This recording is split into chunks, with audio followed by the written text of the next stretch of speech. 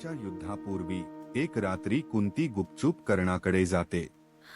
तिच्या डोळ्यात अश्रू, मनात अपराधी भावना. कर्णा, मी तुझी आई आहे. सूर्यदेवापासून तुला जन्म दिला, पण भीतीने तुला टाकले. कर्ण धक्का बसतो, पण रागावतो नाही. कर्ण म्हणतो, आई, आता उशीर झाला. मी कौरवांचा साथीदार आहे. पण तुझ्या प्रेमाची किंमत मी जाणतो. आई, मी तुझ्या 5 पुत्रांना मारणार नाही, पण धर्मासाठी लढेन.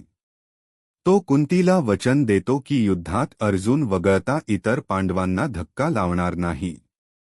एक योद्ध्याने आईसाठी दिलेले हे सर्वात मोठे वचन. कर्णाची उदारता आणि कुंतीचा अपराधभाव.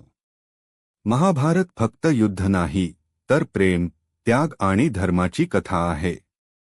कर्णासारखा योद्धा जन्माने नाही, तर कर्माने महान होता.